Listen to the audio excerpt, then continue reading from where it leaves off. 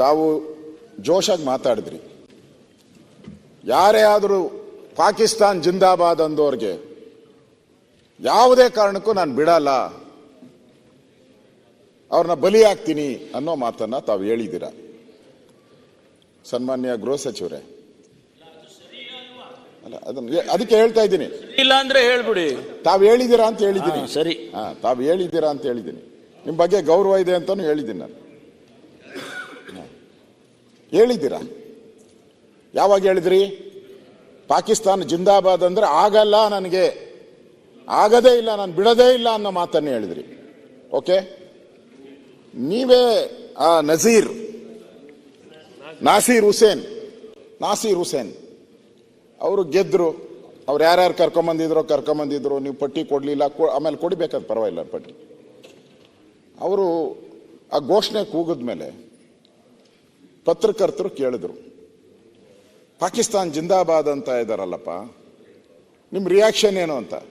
ಏನು ಹೇಳಿದ್ರು? ನೀವೇನು ಹೇಳಿದ್ರಿ ಅವರಿಗೆ? ಯಾವುದೇ ಕಾರಣಕ್ಕೆ ಬಿಡಲ್ಲ, ಇನ್ನೂ ಒಂದು ಮುಂದೆ ಹೆಜ್ಜೆ ಹೋಗ್ಬೇಕಾಯ್ತು, ಗುಂಡಾಗ್ತೀನಿ ಅಂತ ಹೇಳ್ಬೇಕಾಯ್ತು. ಹೇಳಿಲ್ಲ. ನೀವೇನು ಹೇಳ್ಬೇಕಾಯ್ತು? ಅವರೇನು ಹೇಳಬೇಕಾಯ್ತು? ಯಾವನವನ ಹಂಗೆ ಹೇಳ್ತಾನೋ ಅವನು ಇವಾಗ ಇಮಿಡಿಯೇಟ್ ಆಗಿ ಇಲ್ಲೇ ಅವ್ರಿಗೆ ಪನಿಷ್ಮೆಂಟ್ ಆಗುತ್ತೆ, ಶಿಕ್ಷೆ ಆಗುತ್ತೆ, ಗುಂಡಾರಿಸ್ತೀನಿ ಅಂತ ಹೇಳ್ಬೇಕತ್ತೆ ಅಂತ. ಪತ್ರಕರ್ತನೇನಾದ್ರು ಗೆಟ್ ಔಟ್ ಅಂದ್ರು. ನೀವು ಹಾಕಿದ್ದು ಓಟು, ನೀವೇ ಅವ್ರನ್ನ ನಾಮಿನೇಟ್ ಮಾಡಿದ್ದು, ನೀವು ಓಟ್ ಹಾಕಿದ್ದು, ಎಲ್ಲರೂ ಪ್ರಾಶಸ್ತ್ಯ ಮತ ಓಟ್ ಹಾಕಿದ್ದೀರಾ ಅಂತವ್ರು ಟಿಕೆಟ್ ಕೊಟ್ಟಿದ್ದೀರಲ್ಲ. ಅವ್ರ ಬಾಯಲ್ಲಿ ಯಾಕೆ ಬರಲಿಲ್ಲ? ನಿಮ್ಮ ಬಾಯಲ್ಲಿ ಬಂದಿದ್ದ ಮಾತು, ನಿಮ್ಮ ಬಾಯಲ್ಲಿ ಬಂದಿದ್ದು ಅವ್ರ ಬಾಯಲ್ಲಿ ಯಾಕೆ ಬರಲಿಲ್ಲ? ಅದನ್ನ ನಮ್ಮ ಪ್ರಶ್ನೆ ಕೇಳ್ತಾ ಇರೋದು ನಾವು. ಅವ್ರ ಬಾಯಲ್ಲಿ ಆ ಮಾತು ಬಂದ್ಬಿಟ್ಟಿದ್ರೆ ನಾವು ಇವತ್ತು ಈ ಸದನದಲ್ಲಿ ಇಷ್ಟು ಚರ್ಚೆ ಆಗುವಂತ ಅವಶ್ಯಕತೆನೇ ಇರಲಿಲ್ಲ, ನೀವು ಮಾತಾಡೋ ಅವಶ್ಯಕತೆ ಇರಲಿಲ್ಲ, ನಾವು ಮಾತಾಡೋ ಅವಶ್ಯಕತೆ ಇರಲಿಲ್ಲ. ಅವರು ದೌರ್ಜನ್ಯ ಮಾಡಿದ್ದಾರೆ ಪತ್ರಕರ್ತರ ಮೇಲೆ. ಗೆಟ್ ಔಟ್, ತಳ್ಳ್ರಿ ಅವ್ರನ್ನ ಆಚೆ ಅಂತ ಹೇಳಿದ್ದಾರೆ. ಬಿರಿ ಇಲ್ಲೇ ಅಲ್ಲ, ಅವರು ಪಾರ್ಕಿಂಗ್ ಲಾಂಜಲ್ಲೂ ಹೇಳಿರೋದು ನನ್ನ ಹತ್ರ ವಿಡಿಯೋ ಕೊಟ್ಟಿದ್ದಾರೆ. ಒಂದೇ ಕಡೆ ಘೋಷಣೆ ಕೂಗಿಲ್ಲ. ತಾವು ಇಷ್ಟೆಲ್ಲ ಮಾತಾಡಿದಾಗ ಎಲ್ಲೂ ಕೂಡ ಮಾಡಿದಾರ, ಆಗಿದಾರ, FSL ಇಷ್ಟರಲ್ಲೇ ಇದ್ದೀರಾ. ಇನ್ನು ಇಷ್ಟೆಲ್ಲ ದಾಖಲೆಗಳು ಕಣ್ಣು ಮುಂದೆ, ಎಲೆಕ್ಟ್ರಾನಿಕ್ ಯುಗದಲ್ಲಿ ನಾವೆಲ್ಲ ಇದ್ದೀರಿ. ಯಾರೋ ಒಬ್ಬರು ತಿರುಚಿ ಹಾಕ್ಬಿಡ್ತಾರೆ. ಆದ್ರೆ ಎಲ್ಲರೂ ತಿರುಚಿ ಹಾಕಲ್ಲ, ಎಲ್ಲರೂ ಮಾಧ್ಯಮ ಪೂರ್ತಿ ತಿರ್ಚಿ ಹಾಕಲ್ಲ. ಹಂಗೆ ನಾನು ತಿರ್ಚಾಕಿ ಹೆಂಗಿದ್ರೆ ಫಸ್ಟ್ ಕೇಸ್ ಹಾಕಿ ಅವ್ರ ಮೇಲೆ, ಬಂಧಿಸಿ ಅವ್ರನ್ನೆಲ್ಲರನ್ನು. ನಾವು ಅವ್ರ ಪರವಾಗಿ ಮಾತಾಡಿದ್ದೀರಿ, ನಮ್ಮನ್ನು ಬಂಧಿಸ್ಬಿಡಿ. ಯಾಕೆ ಮಾಡೋಕ್ಕಾಗ್ತಾ ಇಲ್ಲ? ನಿಮ್ಮ ಕೈಲಿ ತಪ್ಪು ಮಾಡಿದಾರಲ್ಲ ಮಾಧ್ಯಮದವರು, ಕೆಲವರು ಮಾಧ್ಯಮ ಹಿಂಗೆ ಹೇಳಿದ್ದಾರೆ, ಹಂಗೆ ವಿರುದ್ಧ, ನಿಮ್ಮ ಸರ್ಕಾರದ ವಿರುದ್ಧ ಯಾರು ಹೇಳಿದಾರೋ ಅವನ್ನೆಲ್ಲ ಬಂಧಿಸ್ಬಿಡಿ. ನಾವು ಹೇಳಿದಿರಿ, ನಮ್ಮನ್ನು ಬಂಧಿಸ್ಬಿಡಿ. ಯಾಕೆ ಮಾಡ್ತಾ ಇಲ್ಲ ನೀವು? ಅಂದ್ರೆ ನಿಮ್ಮ ಅಭ್ಯರ್ಥಿ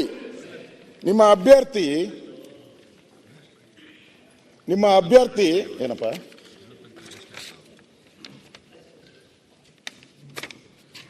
ನಿಮ್ಮ ಅಭ್ಯರ್ಥಿ ಯಾಕೆ ಅವ್ರ ಪರವಾಗಿ ನಿಂತ್ಕೊಂಡ್ರು? ಅಲ್ಲ, ಈಗ ಮೌನಂ ಅಂದ್ರೆ ಏನು? ಸಮ್ಮತಿ ಲಕ್ಷಣಂ ಅಂತ. ಅವ್ರ ಬಗ್ಗೆ ಮೌನ ಆಗಿದ್ರು ಪರವಾಗಿಲ್ಲ, ಅವ್ರು ರಿಯಾಕ್ಷನ್ ಮಾಡಿದ್ರು ಮೌನ ಇದ್ದಾರೆ ಅಂತ ಪರವಾಗಿಲ್ಲ. ಅವ್ರ ಬಗ್ಗೆ ಮಾಧ್ಯಮದವ್ರನ್ನ ನೀವು ಗೆಟ್ ಔಟ್ ಅಂತ ಹೇಳಿದಾರಲ್ಲ, ಹೋಗ್ರಿ, ನೀವ್ಯಾರ್ರಿ ಕೇಳಕ್ಕೆ ಅನ್ನೋ ಪ್ರಶ್ನೆ ಮಾಡಿದಾರಲ್ಲ. ಇನ್ನೂ ಏನು ಡೌಟ್ ಬೇಕು? ನೀವು ಇನ್ನೂ ಒಪ್ಕೊಂಡೇ ಇಲ್ಲಲ್ಲ, ಆಗಿದೆ ಇನ್ಸಿಡೆಂಟು, ಪಾಕಿಸ್ತಾನ್ ಜಿಂದಾಬಾದ್ ಅಂದಿದ್ದಾರೆ ಅಂತ ಒಪ್ಕೊಂಡೇ ಇಲ್ಲಲ್ಲ. ನಾನು ಅಧ್ಯಕ್ಷರಿಗೆ ಹೇಳಿದೆ, ನಾನು ರಾಜಾಜಿನಗರದ ಒಬ್ಬ ಕಾರ್ಯಕರ್ತ, ಯಾಕಂದ್ರೆ ಅವ್ರಿಗೆ ಗೊತ್ತಿಲ್ಲ, ನನ್ಗೆ ಗೊತ್ತಿಲ್ಲ, ರಾಜಾಜಿನಗರದ ಒಬ್ಬ ಕಾರ್ಯಕರ್ತ, ಕಾಂಗ್ರೆಸ್ ಅವನು ಯಾಕೆ ಬಾಯಿ ಮುಚ್ಚುತ್ತಾನೆ? ಹಂಗಾರೆ ತಪ್ಪು, ಅವ್ರು ಆಡಿಲ್ಲ ಅಂತ ಇಟ್ಕೊಳ್ಳಿ. ಈಗ ಎಲ್ಲ ಕಡೆನೂ ಘೋಷಣೆಗಳು ಕೂಗಿದ್ದಾರೆ, ಒಂದೇ ಕಡೆ ಘೋಷಣೆ ಕೂಡ 4 ಅಭ್ಯರ್ಥಿಗಳು ಗೆದ್ದಿದ್ದಾರೆ, 4 ಕಡೆನೂ ಘೋಷಣೆ ಕೂಗಿದ್ದಾರೆ. ಆ 3 ಕಡೆ ಯಾಕೆ ಇಶ್ಯೂ ಆಗಿಲ್ಲ? ಇದು ಆಗ್ಬೇಕಾದ್ರೆ ಎಲ್ಲ ಕಡೆ ಆಗ್ಬೇಕಾಯ್ತಲ್ಲ. ಆ 3 ಕಡೆ ಏನು ಇಶ್ಯೂ ಆಗಿಲ್ಲ, ಇಲ್ಲಿ ಮಾತ್ರ ಯಾಕೆ ಇಶ್ಯೂ ಆಯ್ತು? ಅವ್ರು ಯಾಕೆ ಮಾಧ್ಯಮ ಇವರು ಕಾಂಗ್ರೆಸ್ ಇನ್ನೊಬ್ಬ ಕಾರ್ಯಕರ್ತ ಅವ್ರು ಬಾಯಿ ಯಾಕೆ ಮುಚ್ತಾವನೆ? ನನ್ನ ಹತ್ರ ಇದೆ, ಕ್ಲಿಪ್ಪಿಂಗ್ ಕಳಿಸ್ತೀನಿ ನಾನು. ಯಾಕೆ ಮುಚ್ತಾರೆ? ಆಗಿಲ್ಲ ಅಂದ್ರೆ ಯಾಕೆ? ಅವನು ತಪ್ಪು ಹೇಳಿದ್ದಾನೆ, ಅವ್ರು ಮುಚ್ಚಿದ ಬಾಯಿ ಆಗ್ತಾನೆ. ಹೌದು, ನೀವು ತನಿಖೆ ಮಾಡೋ ಅಷ್ಟೊತ್ತಿಗೆ ಬಾಂಬ್ ಇಟ್ಬಿಟ್ಟು ಎಲ್ಲ ಹೊರಟೋಗಿರ್ತಾರೆ ಪಾಕಿಸ್ತಾನಕ್ಕೆ. ಅವರು ನೀವು ತನಿಖೆ ಮಾಡಿ ಅಷ್ಟೇ. FSL ರಿಪೋರ್ಟ್ ಈ ಕಣ್ಣಿಗೆ ಅದೆಲ್ಲ ಅಂಗೈ ಉಣ್ಣಿಗೆ ಅದೇನೋ ಬೇಕು ಅಂತ ಹೇಳ್ತಾರಲ್ಲ, ಆ ತರ. ಅಂದ್ರೆ ನನ್ಗೆ ಅನಿಸ್ತೈತೆ, ಇವ್ರು ಹೆಂಗ್ ಬಂದ್ರು,